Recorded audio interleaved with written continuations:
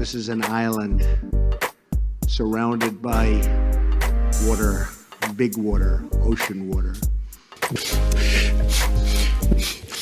Trust me, I'm like a smart person.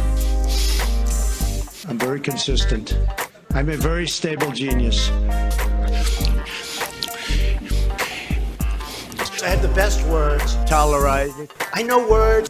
Mike Pounds. I hope they now go and take a look at the oranges of the investigation. But there's no better word than stupid. Anonymous, really anonymous. I'm very highly educated. One of the wettest we've ever seen from the standpoint of water. I had the best words. God bless the United States.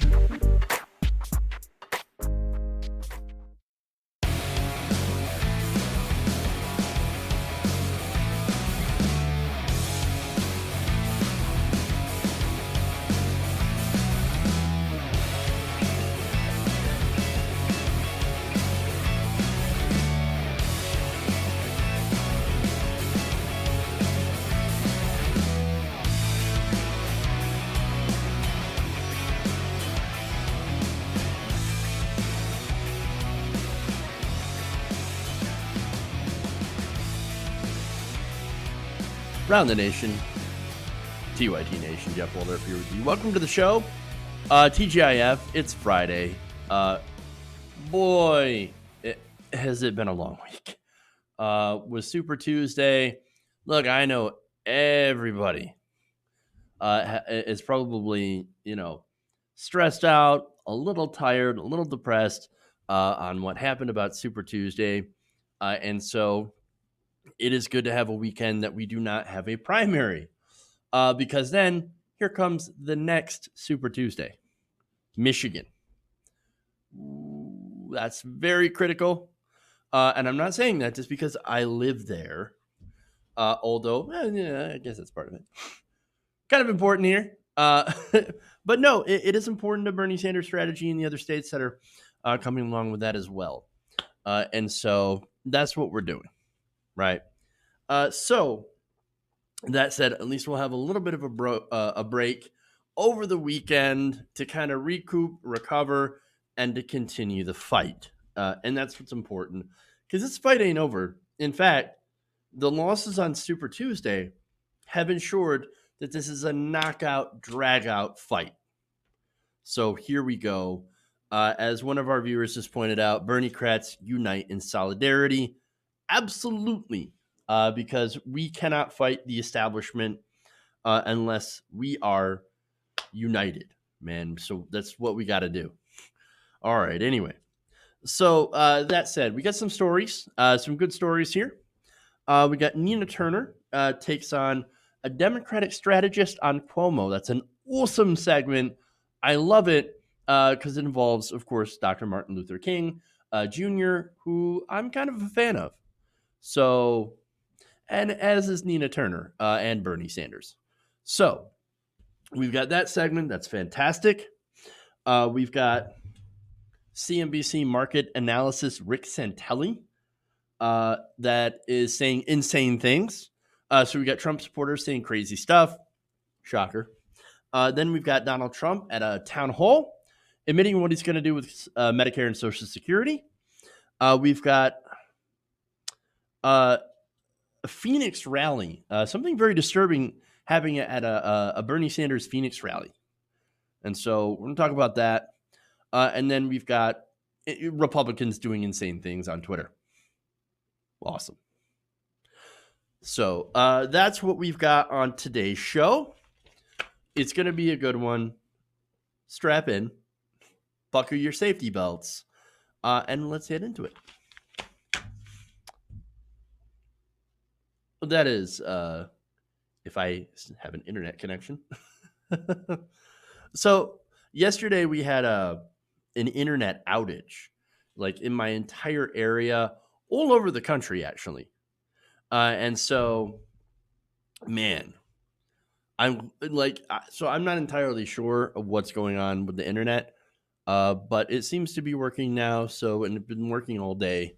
So hopefully Hopefully. All right, anyway. Let's dive in.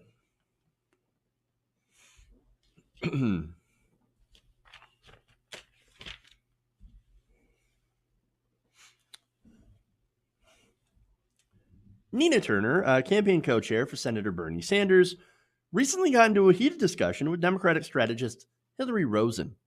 Now, this happened Thursday night on CNN over Democratic socialism, as well as over the words of Dr. Martin Luther King Jr. In fact, Turner had referenced a letter written by Dr. King when he was in the Birmingham jail. It's the famous Birmingham letter. And I'm just going to show you the segment first, what Nina was talking about, and then we'll go from there. Take a look. Well, it shouldn't scare people. I mean, it's very much in the tradition of President FDR.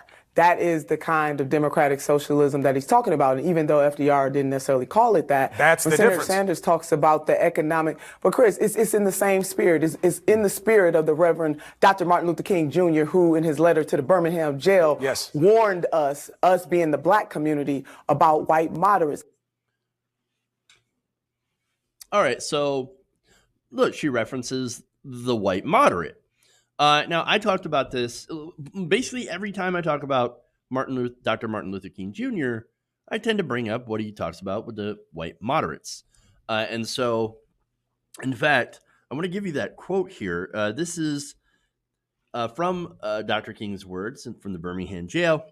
I must confess that over the last few years, I've been gravely disappointed with the white moderate.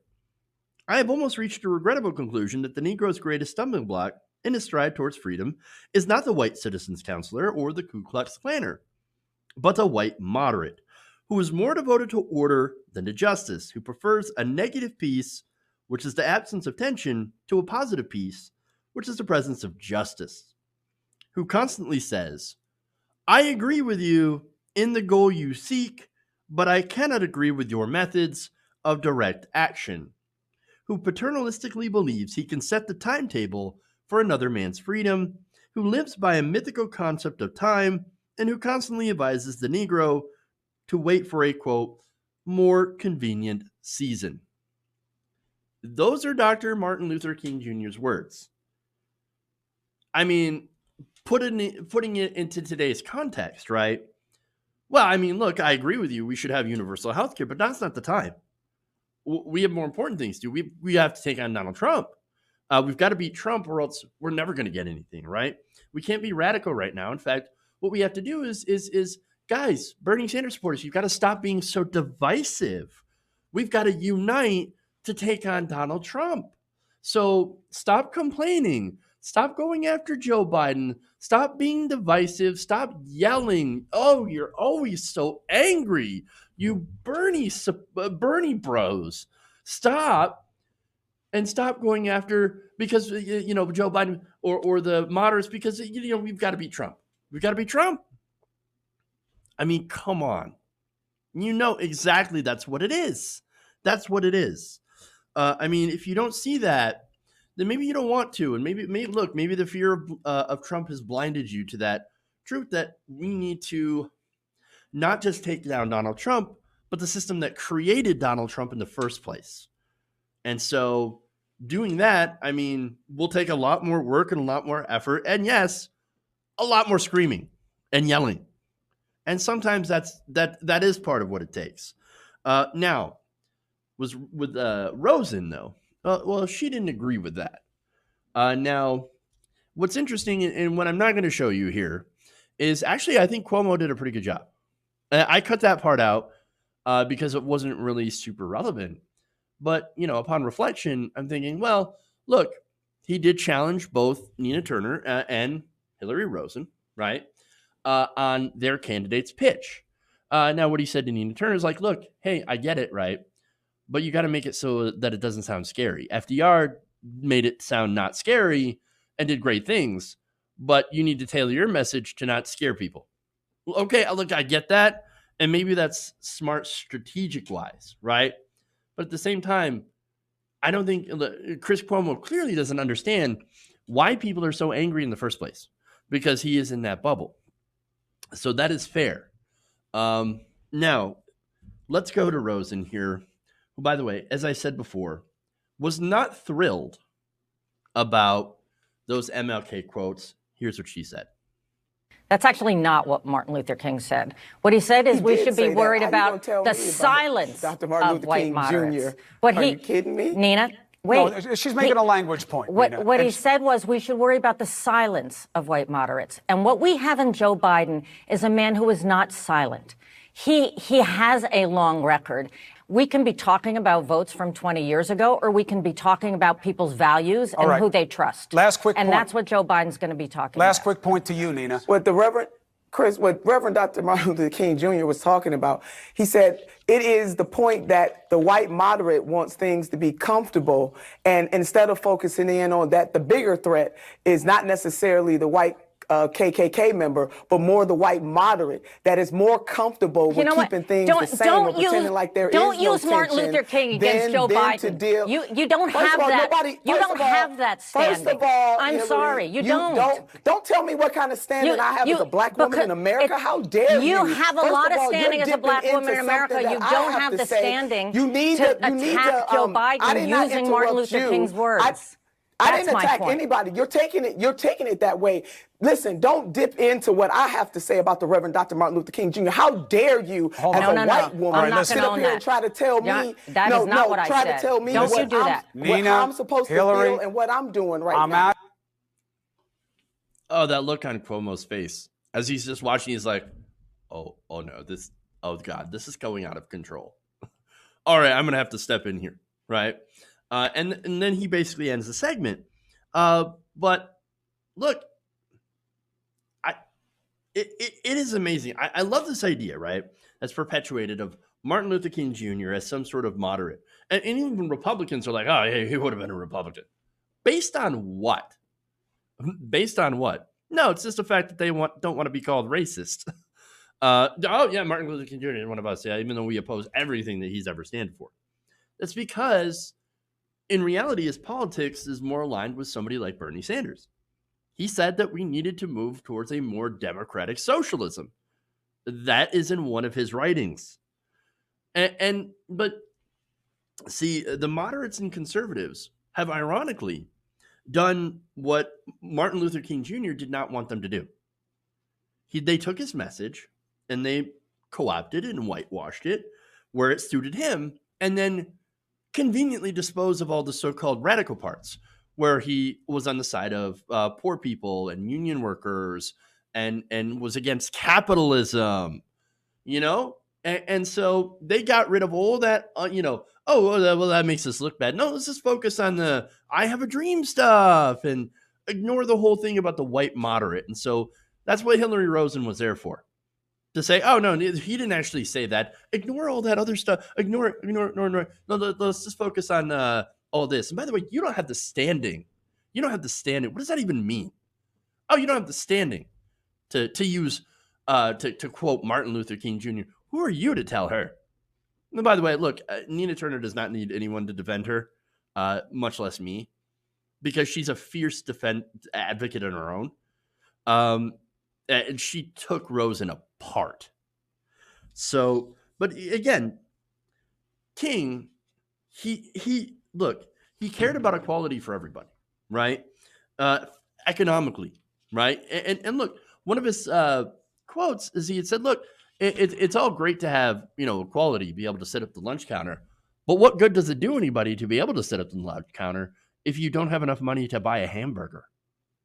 And so part of his dream was also economic equality, not just for the black man, but for poor whites as well. He wanted to raise the poor white man away from his hatred and his ignorance and racism and suffering, just as he wanted to, of course, raise up the black man. And so Hillary Rosen and people like her, they are the white moderate. And they don't get it, or they do get it, and they're like, oh, that's uncomfortable. Let's just sweep that away. Okay. But look, it's an excellent response by Nina Turner. Of course, she's an amazing surrogate for Bernie Sanders. She's a real fighter for justice. And she has faced all sorts of racist and disingenuous attacks by Trump supporters and by centrists and by the so-called white moderates who are so upset that people are trying to do this radical change. Oh, no, we can't do that radical change. No, you're making people very uncomfortable, Nina. No, you need to not do that. All of you Bernie Sanders supporters, by the way, are overwhelmingly Latino, people of color, right? White people like me, we're actually, well, okay, we're one of the parts of the Sanders coalition that is least represented, right? White males are not a huge part. I think the only group that is less represented in the Sanders coalition is white college-educated females, who overwhelmingly went, of course, to Elizabeth Warren. Bernie Sanders' base is diverse and working class and multi-generational. And so there are people from all those different groups who are part of the Sanders coalition. And so, again, Hillary Rosen, what are you doing? What are you doing? You're saying that she does not have standing as a black woman, to quote Martin Luther King Jr., when Martin Luther King Jr. is about just like her when it comes to policy positions. I mean, it's insane. It's insane. So now, of course, after all this, Rosen had apologized several times, but one of her apologies was kind of strange. Now, let me read that on Twitter. She said, on air Thursday, I said my colleague Nina Turner didn't have standing to use MLK Jr. That was wrong. I'm sorry for saying those words. Hey, look, that's a great apology. Done. Oh, wait, we're not done? She added, please no need to defend me and attack angry black women. They have standing. I always need to listen more than I talk. We rise together. Wait. Hold on. Why did you need to add angry black women?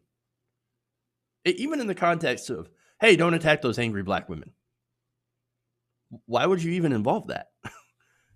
Look, on the phrase angry black woman, right, or angry black man, I've never quite understood why that's a bad thing. I actually think that they have every right to be angry with all the injustice visited on their communities. I think they should be angry. But understand that there is a negative connotation to that associated with the angry black man or angry black woman, right? And that connotation is often used, I believe, to dismiss their concerns.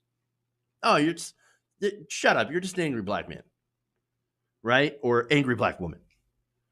Look, I'm also not entirely sure, but it could possibly also mean, or partly mean, like, oh, that black person is angry and therefore they're scary, and so I have to get away from them, right?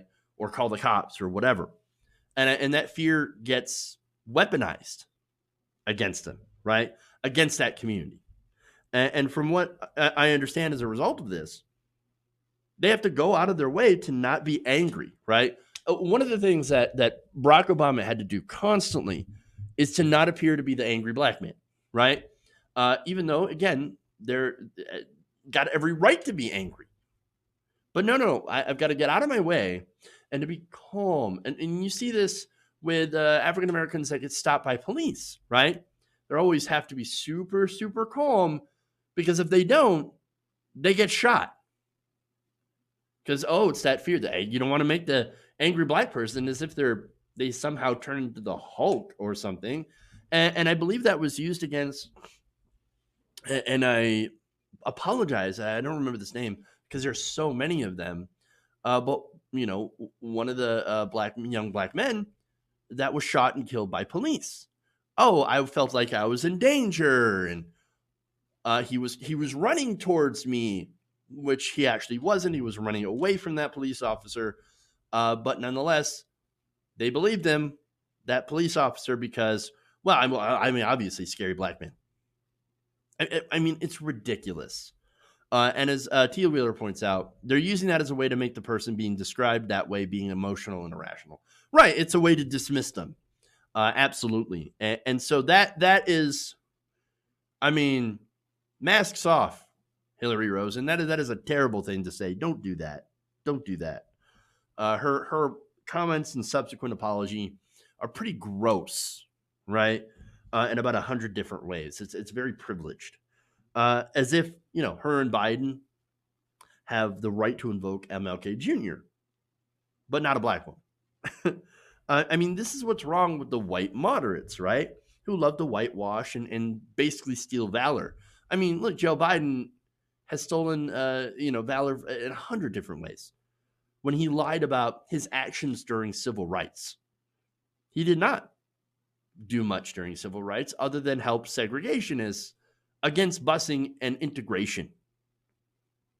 And so, look, don't the whole reason that they do that, by the way, is they're trying to use the civil rights movement in order to try to blunt the progressive movement, when in reality, the civil rights movement was a progressive movement of the time, and that spirit continues with the progressive movement today. Okay. It's an insane story.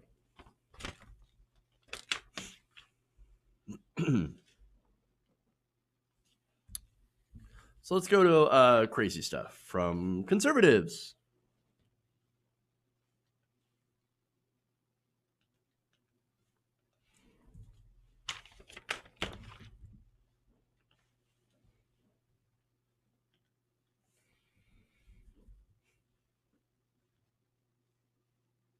Think about how the world would be if you tried to quarantine everybody because of the generic type flu. Now, I'm not saying this is the generic type flu, but maybe we'd be just better off if we gave it to everybody, and then in a month it would be over, because the mortality rate of this probably isn't going to be any different if we did it that way than the long-term picture. But the difference is we're wreaking havoc on global and domestic economy. That was CNBC analyst Rick Santelli suggesting that it would be better to infect the world population with COVID-19 in order to help the stock market. Wow. Wow. What do you say to that? That's not only stupid, but dangerous. Incredibly dangerous. And I wish I could say this guy was kidding, that he was messing around, but this is in the context of negative news reports of COVID-19 affecting the stock market. Stocks have plunged. Even after their small rally after Joe Biden won Super Tuesday, which really helped health insurance stocks, by the way, it went right back down. Why? Because we have supply chain issues now. We've got global trade that's impacted. You got people that are afraid.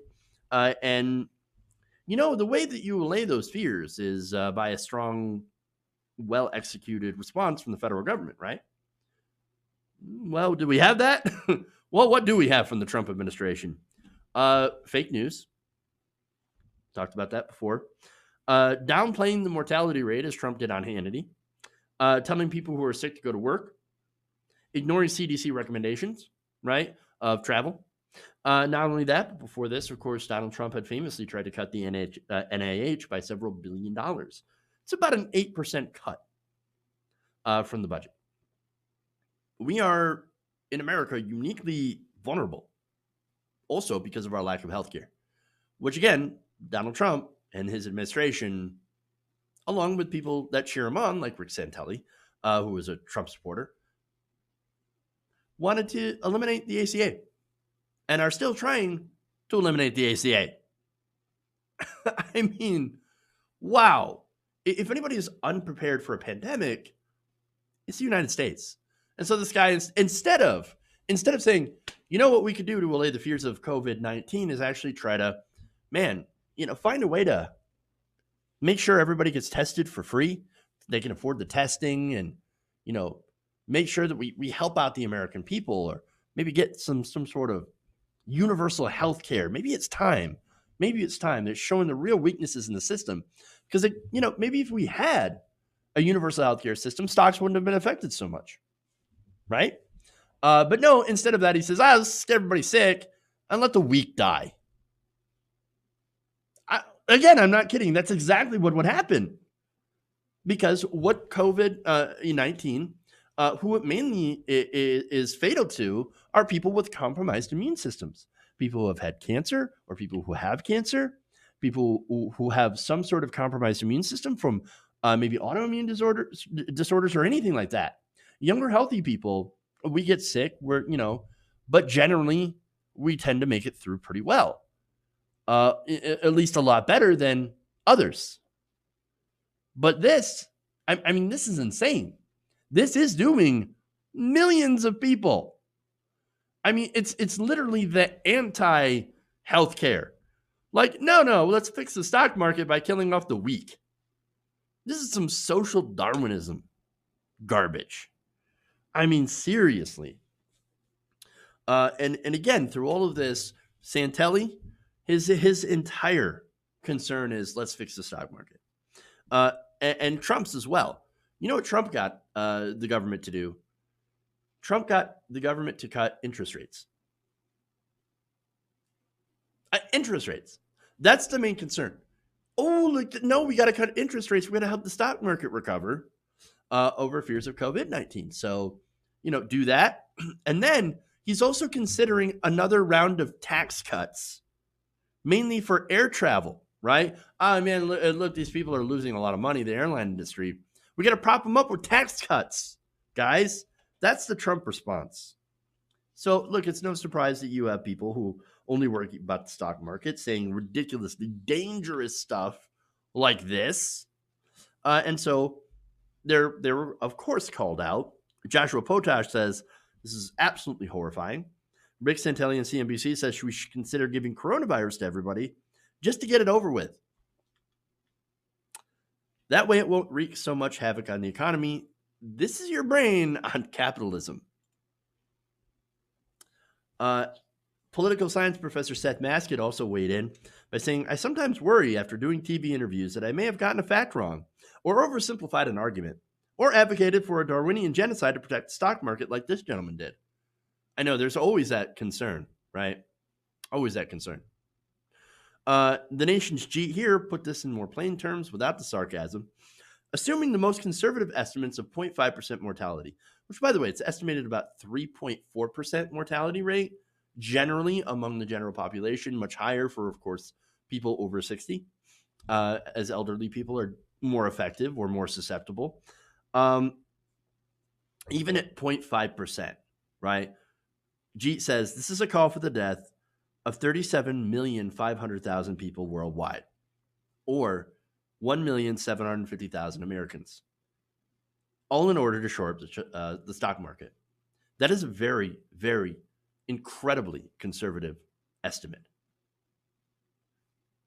I mean, it's monstrous. How could you even think about this? How could you even say that? I mean, look, Rick Santelli is not a good guy. We know that already. He's the original Tea Party guy, right? But now we also find out that not only is he an idiot that doesn't care about people, he's monstrous. Monstrous. It's sickening. Sickening. But then again, these people go on TV and say this without any sort of self-reflection, right? Because we're used to a capitalist system when we bring up, that allows that 68,000 Americans to die from lack of access to healthcare. So, every year, 68,000 people die, and the capitalists like this guy shrug their shoulders. It's just the cost of business, man. But hey, stock market profits for the healthcare industry, got to keep those profits up, man. I mean, what's another near 2 million people when we've got the markets to worry about? Profits over people. Profits over people. That's all they care about.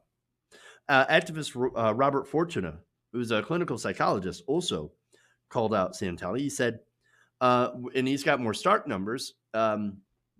He says the projected death of 11 million Americans would be a fair price to pay for better long-term stock growth, says a capital extremist. Now, look, I don't know if the numbers that he said are accurate, but I do know that, yes, if everyone got infected by that, there would be millions of people that would die.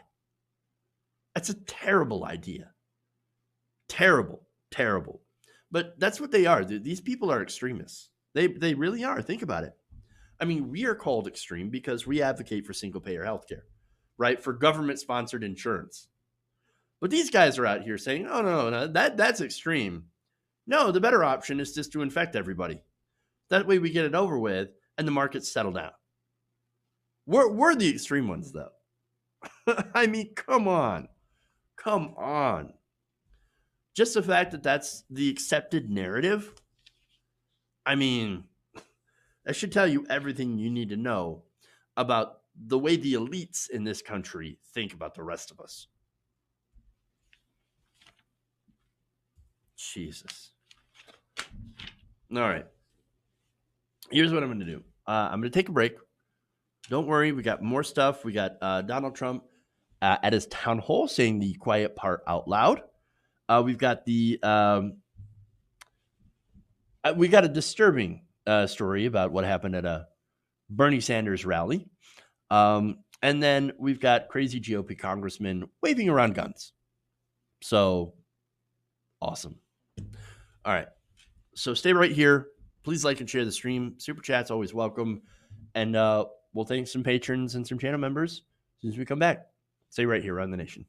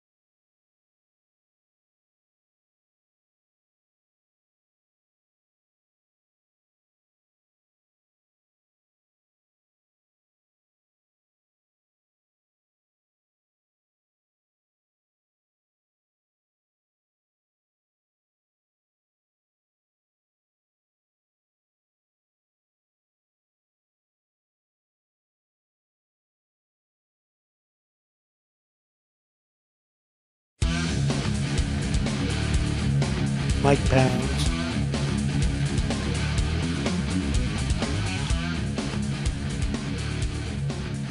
Welcome back to the show. Around the Nation right here, TWT Nation. Jeff Waldorf here with you. All right. So first, I want to thank some channel members. So I want to thank R.A. Monagold and Chai M. So thank you for becoming channel members and supporting independent progressive media. Then I also want to thank Julia Takarada and Marcus Wallace.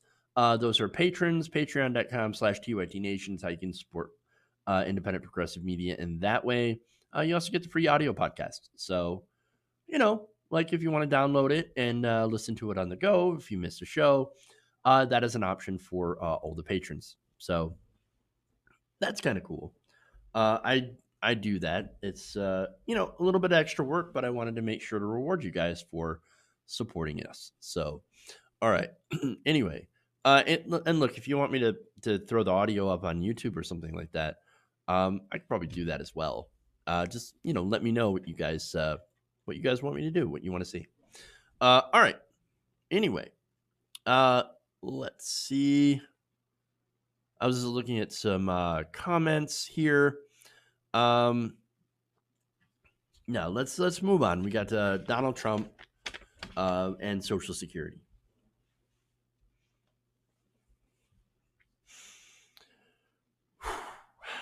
All right. Donald Trump just said the quiet part out loud. Now, this was at a town hall meeting on Fox News on Thursday. Trump just admitted that his next move is to cut Medicare and Social Security. Take a look. When these trade deals kick in, and when the economy is the best economy we've ever had, it's nothing compared to what it's going to be when the trade deals kick in. But if you don't cut something in entitlements, you'll never really deal with the debt. We'll be cutting, but we're also going to have growth like you've never had before. Now, okay, so now I love how the Fox News anchor right there was like, yeah, but you got to cut something, right? You got to cut entitlements. He's like, oh yeah, we're going to cut it. We're going to cut it, and then we're going to have growth like you've never seen before. Oh, really? Tremendous growth. It's kind of funny because you had the last 3 years to have tremendous growth. And what happened? Didn't quite happen. I mean, look, unless you're on Wall Street, then there was tremendous growth.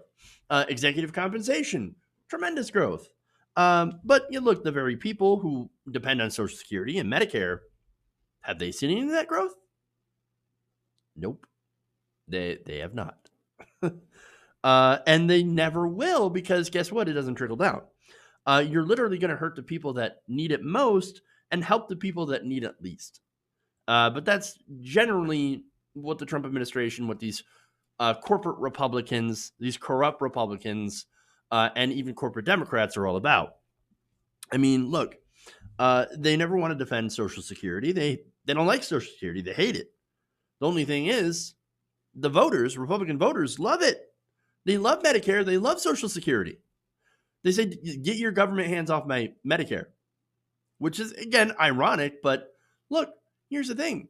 I love Medicare as well. I don't benefit from it, but I love the fact that, yes, even Trump voters have a safety net, can go and see a doctor when they're sick, and can survive off Social Security.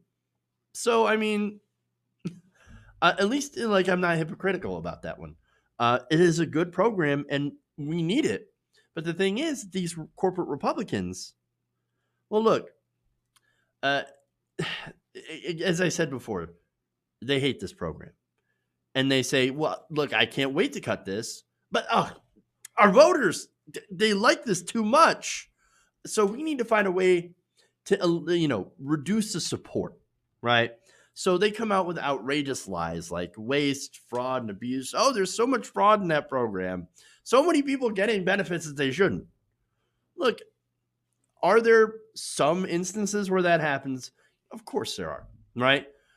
It's very, very, very, very small percentage. Usually it's somebody living off somebody else's Social Security checks after they die, right? And when it does happen, it gets rightly plastered all over the news. Okay, but here's where it gets really insidious, right?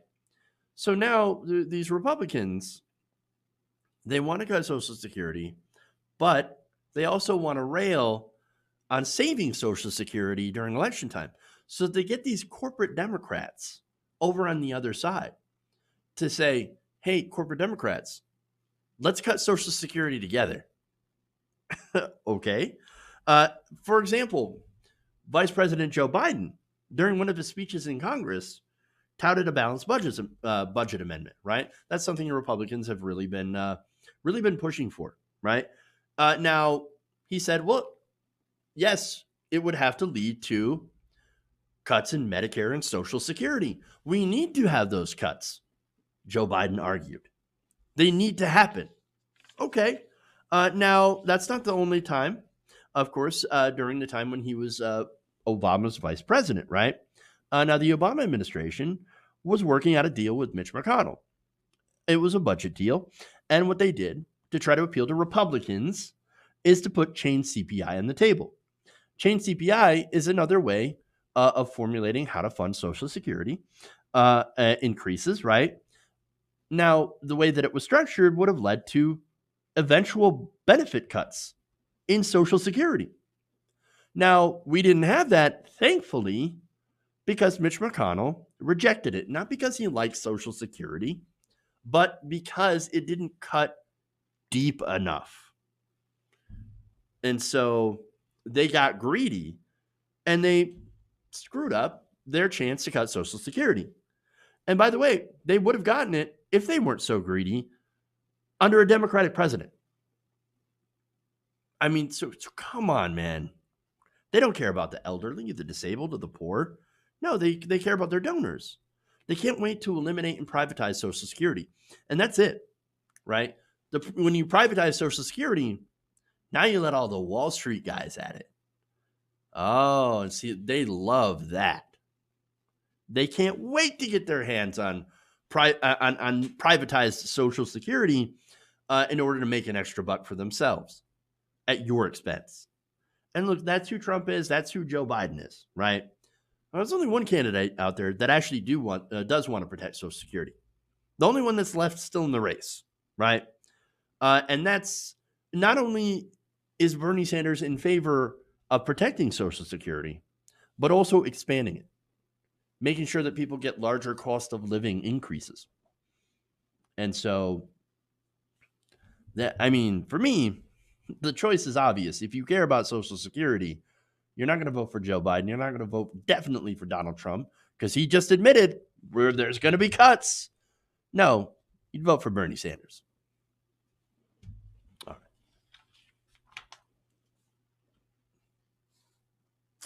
Moving on here. So let's go to the next story. Speaking of Bernie Sanders.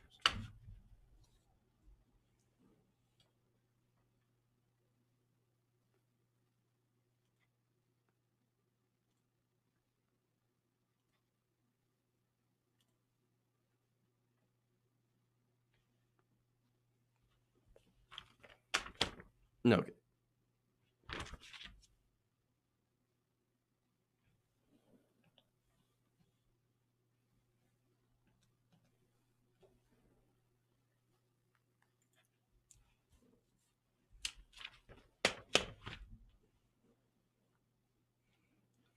Well, look, James, Tulsi Gabbard's barely in the race.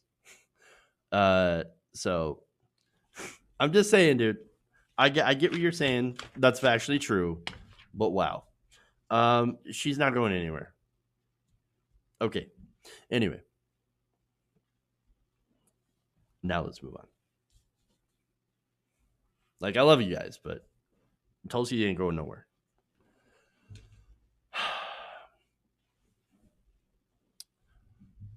Now, during an Arizona campaign rally for Senator Bernie Sanders on Thursday, a man was escorted out for unfurling a Nazi flag.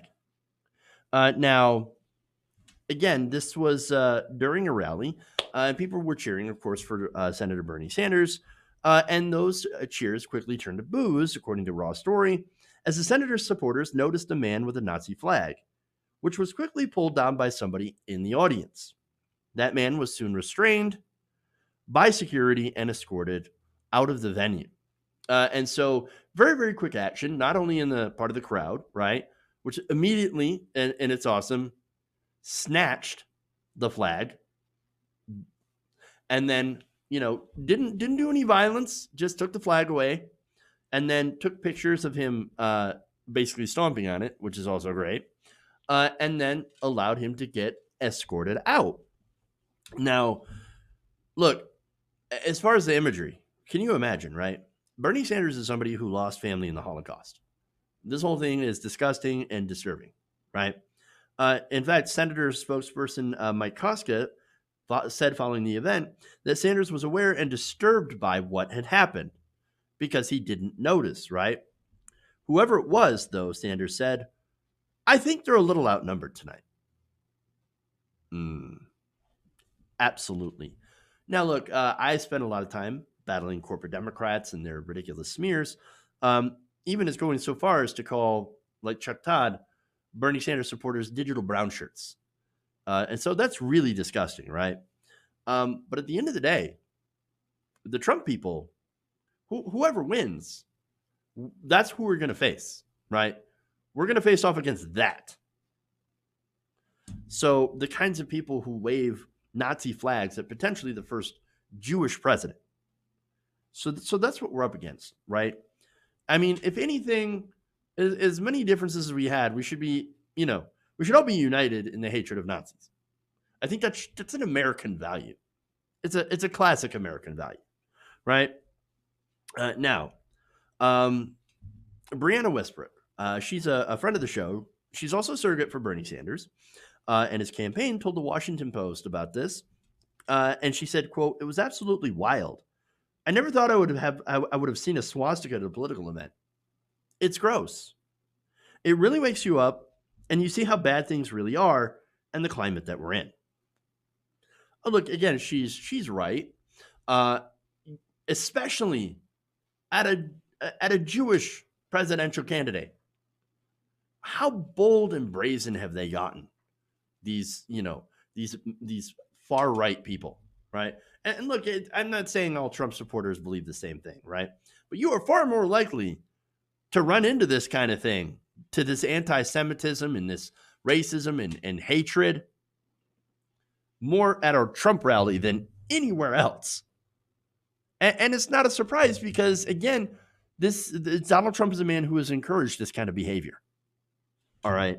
I mean, after all, Trump originally was like, oh, there's good people on both sides of the Charlottesville rally, right?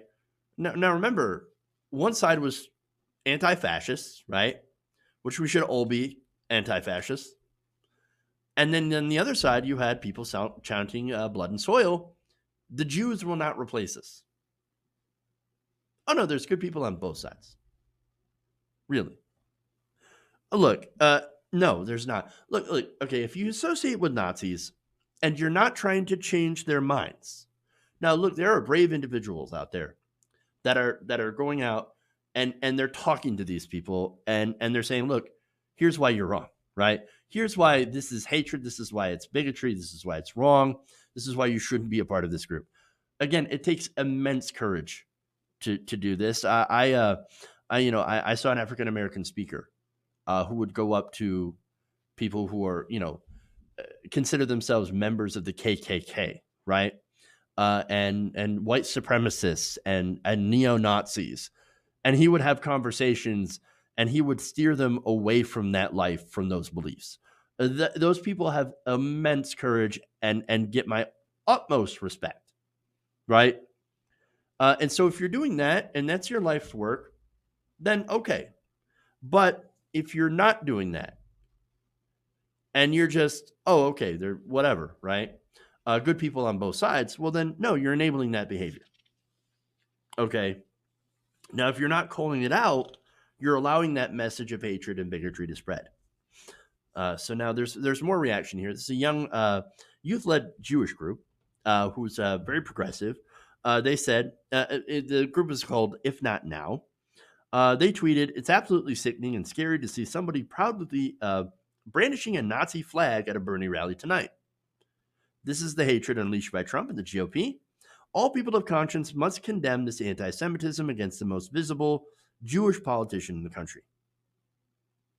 And so, look,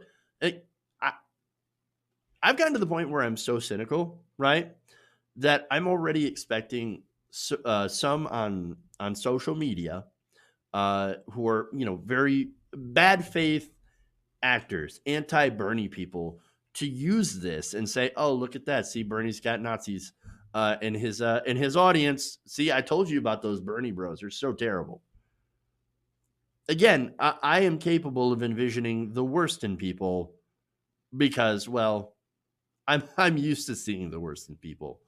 Let's keep it real, right? But I don't know if anybody's done that yet, but I wouldn't be surprised. But now the Post reports also that the swastika flag was just one incident involving protesters that disrupted the event on Thursday. Later in the night, they said other people waving banners bearing President Trump's name also got into minor scuffles with Sanders supporters and were promptly removed from the venue by uniformed officers. By late Thursday, another video surfaced showing a man outside the venue shouting the N-word at a black Sanders supporter.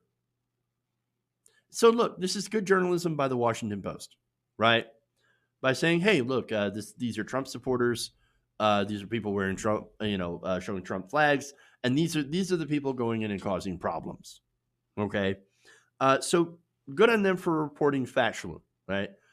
Because you got to give, at this crazy time, you actually have to give credit for the Washington Post for not using this as an opportunity to smear Bernie Sanders. I'm just saying, seeing the worst in people. That's my cynicism now, right? And I'm sure a lot of you share it. But now it turns out that that same person that was harassing people outside of the Sanders venue was the same person that was waving the Nazi flag. And this was caught by, what was it? ABC 15's Nicole Grigg, right? So she's a reporter. And first she went on Twitter sharing a video. She said, "Man kicked out of Bernie Sanders rally. The guy in the white shirt got into it with a Bernie supporter, calls him N-word. Unclear what led to this." I thought that was funny. Unclear. I'm so unclear what led to this. It's a racist. It's racism. That's what led to it. But look, anyway, she noted, and I'm not going after her. I'm sure she does a great job. But, wanted to be super objective, right? And I get that. But she noted later on, thanks to social media users who she said, connected the dots, right? It was the same guy who flew the flag. Fascinating. Now, what I love is that there were people in the crowd, right, that immediately saw this and were like, not on our watch, buddy. Ripped the flag out of their hand. And then, by the way, they didn't hurt him. They didn't beat him up, right? This isn't a Trump rally. We don't use physical violence. But they got that flag out of his hands, stomped on it, and then handed him off to basically authorities, right? Where he then later on went outside of the venue to harass other people until he was escorted off the property, right? So decisive action without violence. That's who we are. That's what we want to see, right? And, look, the bigger point, though, I love how people who are, Biden supporters, things like that, like Bernie's, Bernie's got an army, but it's so toxic, right? Well, this is an example of it not only not being toxic, right, but also being more gentle than it probably could have been, right? And more than willing and happy to take on someone like Donald Trump and his army. And so, hey, look, if you want to win, you're going to need an army to take on Donald Trump. And it just so happens with Bernie Sanders, you've got one. Don't waste it. All right.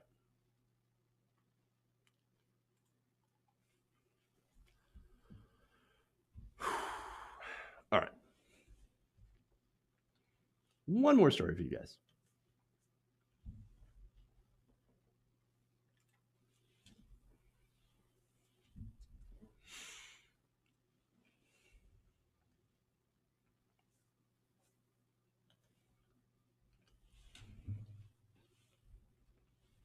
I have a message for Joe Biden and Beto O'Rourke, if you want to take everyone's AR-15 in America, why don't you swing by my office in Washington, D.C. and start with this one.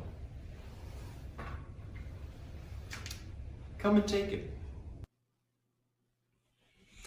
That was Representative Ken Buck of Colorado acting like a crazy person while making threats against Joe Biden and Beto O'Rourke.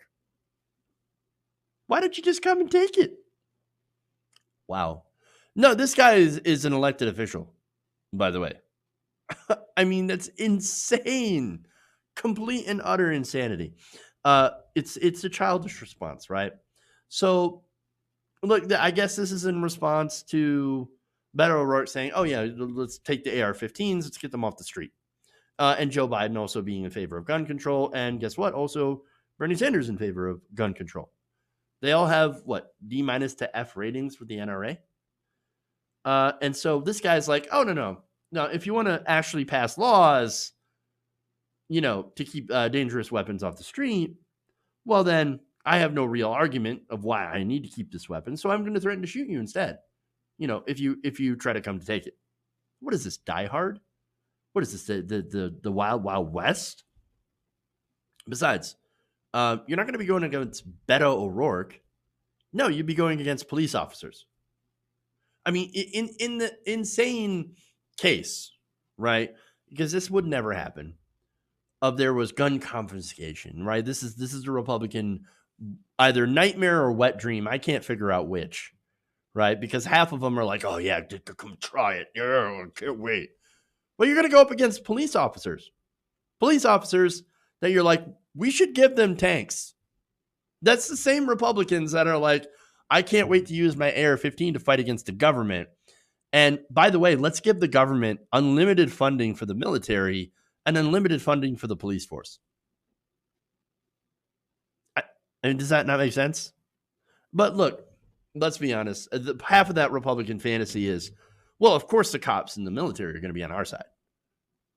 Look, I don't know. That is kind of scary when you think about it.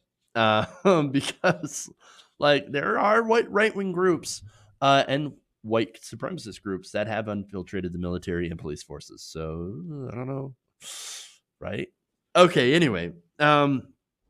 Nonetheless, from a practical standpoint, to drop a little gun knowledge on you, right? An AR-15 is terrible in close quarters. You'd actually be better off with a shotgun. That way, you'd have a larger spread, and your shots wouldn't go through walls as much, right? Like this would go through like, well, especially if it was, never mind. Let's just say that if you miss, your bullet is going to go through several walls and probably hurt or kill anyone on the other side of those walls, maybe even your colleagues. It's such a monumentally stupid idea. I mean, why would you think that? This is why we advocate for gun control. Morons like Ken Buck. Idiots. Now, what's hilarious, again, is the hypocrisy, right? So now, Ken Buck, obviously, what you just saw it, right, made a threat against Beto O'Rourke and Joe Biden, two politicians, right? Just the day before, Buck scolded Chuck Schumer. Now, Chuck Schumer was making a speech, and he was talking about reproductive rights, right? So he's talking about, and what's protected in the Constitution as privacy rights is the right to abortion. And so these conservative justices, Schumer was saying, hey, you better not touch that. That's a right. In fact, here are his, kind of his exact words. And they're taking away fundamental rights. I want to tell you, Gorsuch, I want to tell you, Kavanaugh, you have released the whirlwind, and you will pay the price. You won't know what hit you if you go forward with these awful decisions. All right, so look, that was probably the most lively I've ever seen Chuck Schumer, by the way. Normally, he's like low energy, barely any fight. No, at that time, the most energized I've ever seen Chuck Schumer. Insane, right? Insane. Never seen it before. Never. But look, notice how he said it will reap the whirlwind, right? Well, that's actually what Brett Kavanaugh had said. They're using Kavanaugh's own words against him. Now, what did Ken Buck have to say about this? Getting back to his hypocrisy, he said, March 5th, Senate Minority Leader Chuck Schumer's threatening words targeted at 2 Supreme Court justices are not only inappropriate, but dangerous. This is a new low for the Democratic Party. The same guy who just threatened Beto O'Rourke and Joe Biden would essentially come and take it with the inference that if you try, I'm going to shoot you with it.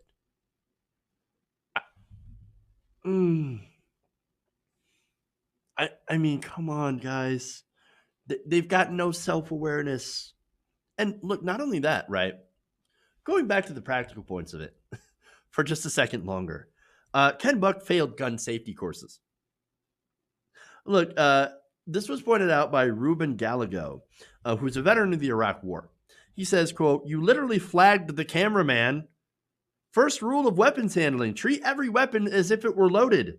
Second rule, never point the weapon at anything you don't intend to shoot." Now, look, you can't actually have loaded weapons in Washington, D.C., especially on Capitol Hill, right? So very, very likely that it's not even loaded. But you must, as he points out, and I can back this up because I've worked a couple of summers at the shooting club, right? You're supposed to treat every weapon as if it is loaded and ready to fire and dangerous, right? He did not. I mean, look, they were kind of big on gun safety, right? There, which apparently Ken Buck is not good on gun safety at all. So this got a lot of great response on social media. I want to share a couple of tweets. John Fugelsane says, Trump, Ken Buck, and the NRA remind you that we've got mental illness problem, not an AR-15 problem. Oh, and the mentally ill should totally be able to buy AR-15s. That is the literal hypocrisy from congressional Republicans. Marie Connors, no, let's get to that later on because that's a good one. Brian Flagg of the United States says, violating one of the 4 main gun safety rules to own the libs. Indeed. And then finally, this is the best one. Marie Connor says, I don't know how Ken Buck felt when he first bought that AR-15, but I remember getting my first strap on, and it must be something like that.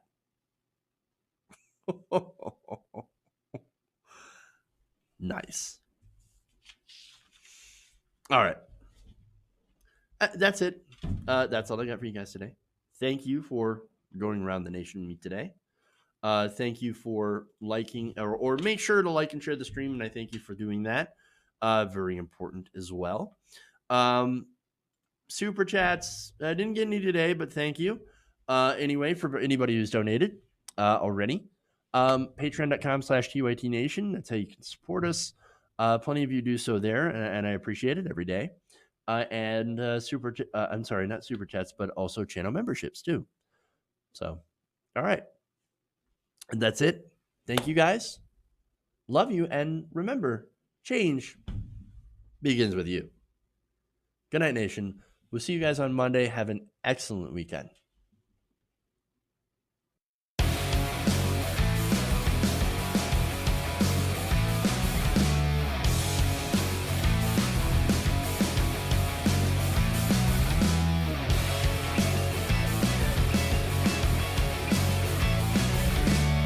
Please clap.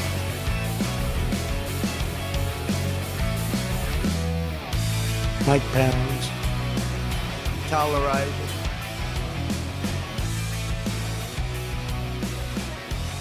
Wait, you're getting nervous, man. Oh, wow, I'm sorry.